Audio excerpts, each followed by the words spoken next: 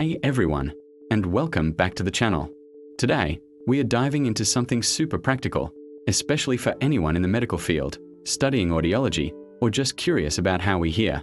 We are going to break down two classic clinical tests, the Weber test and the Rinne test. These simple tuning fork tests are incredibly powerful tools for figuring out if someone has hearing loss and, more importantly, what type of hearing loss it is. Is it conductive, meaning there's a problem with sound getting into the inner ear? Or is it sensorineural, where the issue lies within the inner ear or the nerve pathways to the brain? It might sound complicated, but I promise, by the end of this video, you'll understand these tests like a pro. We'll go through them step by step, explain what the results mean, and use easy-to-remember examples. So, grab your thinking caps, and let's get started. First, let's talk about the two main categories of hearing loss. Understanding this is key to making sense of the Weber and Rinne tests. The first type is conductive hearing loss. Think of it like a blocked road. The sound waves are trying to travel through your outer and middle ear to get to the inner ear, but something is physically stopping them. This could be anything from a buildup of earwax in the ear canal, fluid in the middle ear from an infection, a perforated eardrum, or even problems with the tiny bones in your middle ear called the ossicles. The inner ear and the auditory nerve are perfectly fine, but the sound just can't reach them efficiently. It's a mechanical problem. The second type is sensorineural hearing loss. This is more like a problem with the destination itself or the phone lines leading to it. The issue lies in the inner ear, specifically the cochlea, which is our organ of hearing, or with the auditory nerve that sends signals from the cochlea to the brain. Common causes include aging, exposure to loud noise, certain medications, genetic factors, or head trauma. In this case, the sound waves travel through the outer and middle ear just fine, but they aren't processed correctly in the inner ear or transmitted properly to the brain. You can also have a mix of both, which is called mixed hearing loss. Okay, now that we have that foundation, let's bring in our main tools, the tuning forks. Let's start with the Weber test.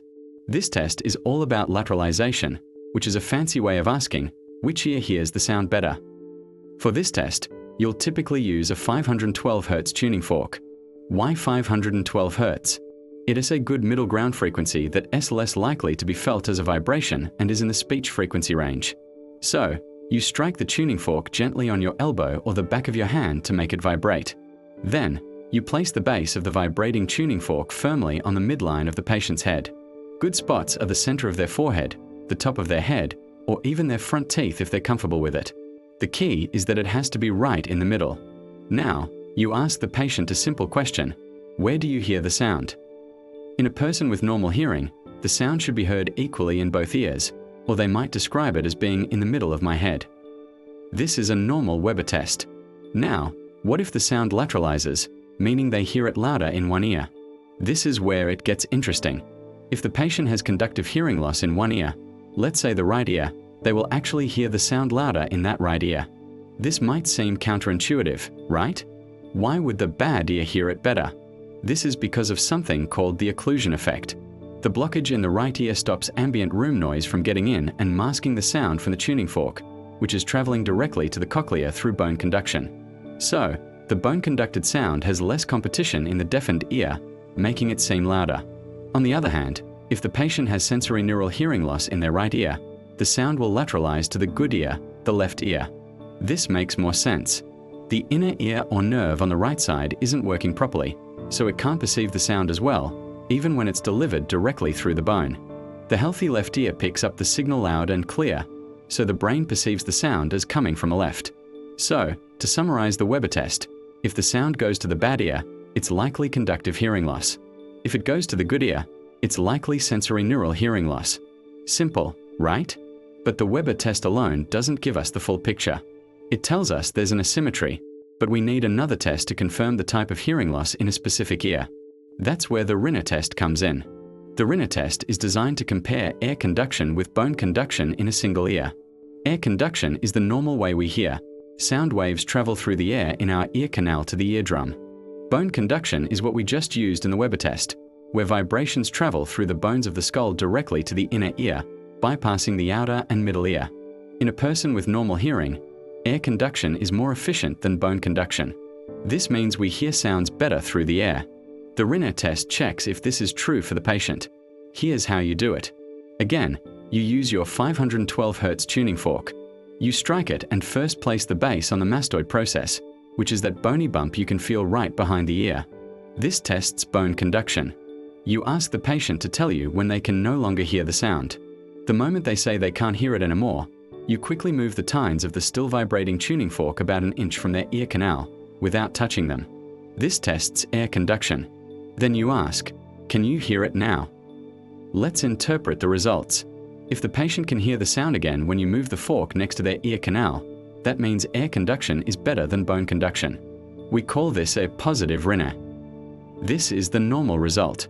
A positive Rinne test suggests either normal hearing or, importantly, sensorineural hearing loss. Why?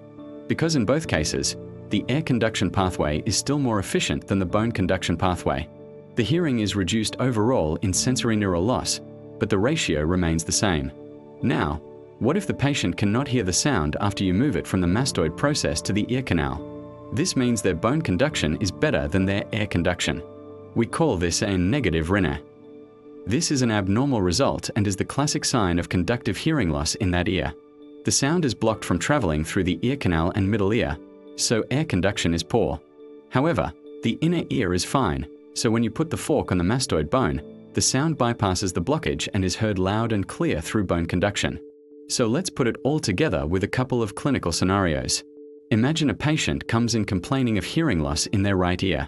You perform the Weber test first. You place the tuning fork on their forehead, and they tell you, "I hear it much louder in my right ear." The sound lateralizes to the affected ear. What does that suggest? Conductive hearing loss on the right. Now, to confirm, you perform the Rinne test on the right ear. You place the fork on their right mastoid bone. They say stop when they can no longer hear it. You move it to their ear canal, and they say they can't hear anything. This is a negative Rinne test, meaning bone conduction is better than air conduction. Both tests point to the same conclusion. The patient has conductive hearing loss in their right ear. You'd also test the left ear, which would likely show a positive Rinne, confirming it's normal. Let's take another scenario. A patient complains of hearing loss in their right ear. You do the Weber test, and this time, they say, "I hear it louder in my left ear." The sound lateralizes to the good, unaffected ear. This suggests sensorineural hearing loss on the right. To confirm, you perform the Rinne test on the right ear. You place the fork on the mastoid, they say stop, and when you move it to the ear canal, they say, "Yes, I can hear it again." This is a positive Rinne test. Air conduction is still better than bone conduction, even though the overall hearing is reduced. So, the combination of the Weber lateralizing to the good ear and a positive Rinne in the bad ear strongly indicates sensorineural hearing loss. It's important to remember that these tests are screening tools. They are quick, cheap, and can be done anywhere, but they don't replace a full audiological evaluation with an audiometer, which gives much more detailed information about hearing thresholds across different frequencies. However, in a clinical setting, on the wards, or in a general practitioner's office, the Weber and Rinne tests are invaluable for quickly narrowing down the cause of hearing loss and guiding the next steps in management. They are a beautiful example of classic physical examination skills that are still incredibly relevant today. So, let's do a quick recap. Weber test, on the midline of the head. Normal is hearing it in the middle. Lateralizes to the bad ear. Think conductive loss. Lateralizes to the good ear. Think sensorineural loss. Rinne test, compares air conduction to bone conduction. Positive Rinne means air is better than bone, which is normal or indicates sensorineural loss.